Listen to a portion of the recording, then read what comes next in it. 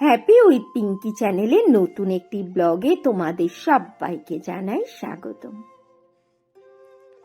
তোমরা সবাই নিশ্চয়ই খুব ভালো আছো, আমিও খুব ভালো আছি।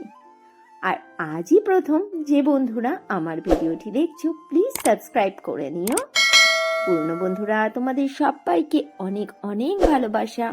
ভিডিওটি কেমন লেগেছে সেটি অবশ্যই কমেন্টস করে বলতে হবে। লাইক করতে কিন্তু একদমই ভুলো না। আমার Instagram ID Pinky Saha 703। Please আমাকে ইনস্টাতে ফলো করে নিও। অ্যাবাউট আর ডেসক্রিপশানে আমার ইনস্টা লিঙ্ক পেয়ে যাবে।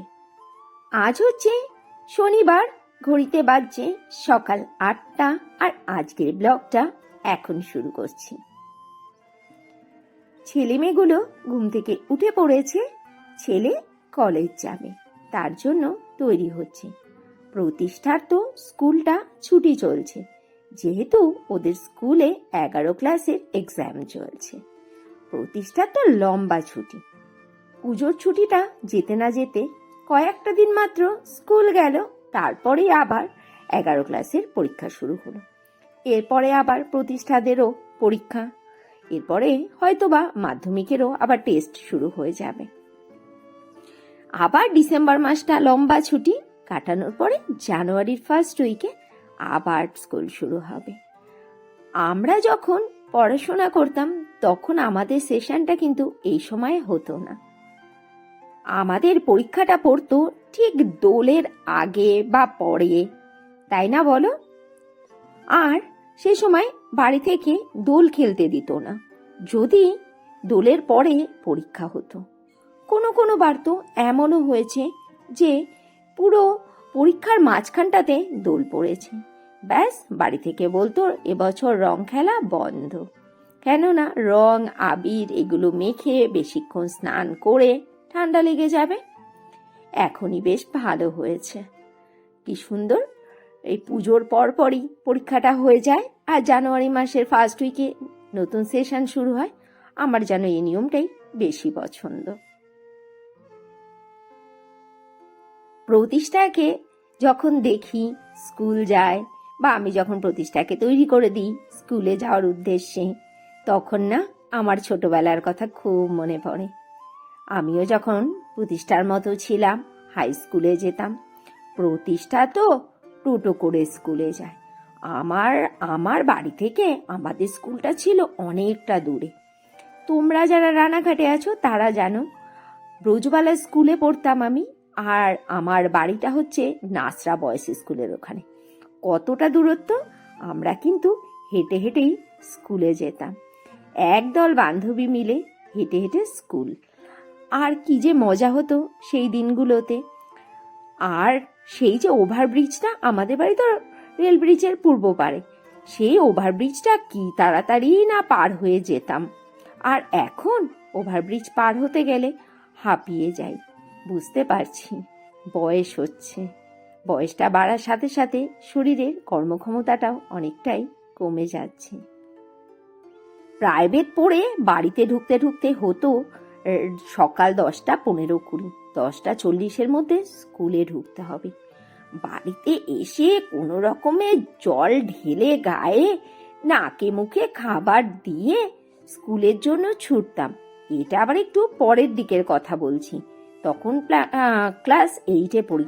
তখন গিয়ে একটা সাইকেল পেয়েছিলাম। সাইকেল তো নয়, আমি বলতাম প্যারাশুট। ভাইরে ভাই, কি জোরে যে সাইকেল চালাতাম! এখন মনে পড়লে হাসি পায়। পারবো কি সেই সময়ের মতো সাইকেল চালাতে? দেখো, রান্নাবান্নার ফুল প্রিপারেশন কমপ্লিট। চিকেন রান্না হবে, চাল কুমড়ো ঘন্ট হবে, চাল কুমড়ো ভাজা হবে।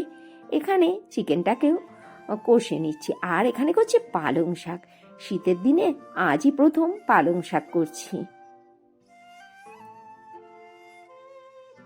ছেলেটা চাল কুমড়ো ঘন্ট একদম পছন্দ করে না, আর চাল কুমড়ো ভাজা খেতে খুব ভালোবাসে। লবণ হলুদ আর একটু চিনি মিশিয়ে ভেজে দিচ্ছি চাল কুমড়োগুলো।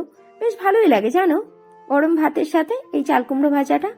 আর করছি চিকেন। আমার তো চিকেন খেতে একদমই ভালো লাগে না, আমি পালং শাক আর চাল কুমড়ো ঘন্ট দিয়েই খেয়ে নেব। চিকেনের গন্ধটাই জানো কেন ভালো লাগে না, খুব উগ্র লাগে গন্ধটা। আর আমার যে দাদা রয়েছে, রাস্তা দিয়ে নিয়ে যাচ্ছিল একটা পদ্ম ফুলের গাছ, দাদার কাছ থেকে চেয়ে রেখেছি। বললাম, দে না, আমি গাছটা লাগাই, আমার অনেক দিনের শখ ছিল একটা পদ্ম ফুলের গাছ। নিজের হাতে কোদাল দিয়ে গর্ত করে গাছটা লাগালাম। আমি বাড়ির যত গাছ নিজের হাতেই লাগাই, তেমনভাবে সময়ের জন্য তাদেরকে দেখভাল করতে পারি না, তবুও চেষ্টা করি যতটুকু সম্ভব দেখাশোনা করা। এটা হচ্ছে দোপাটি ফুলের গাছ। দোপাটি ফুল গাছগুলো তো একটু জল দিয়ে দিলাম। এখন বাজে দুপুর 2:30, আর লাঞ্চ করব। দেখে নাও আজকে লাঞ্চে কি কি রয়েছে। এই যে আর একজনা অভিজ্ঞ লোক ফ্রিজ থেকে লেবু বার করেছে।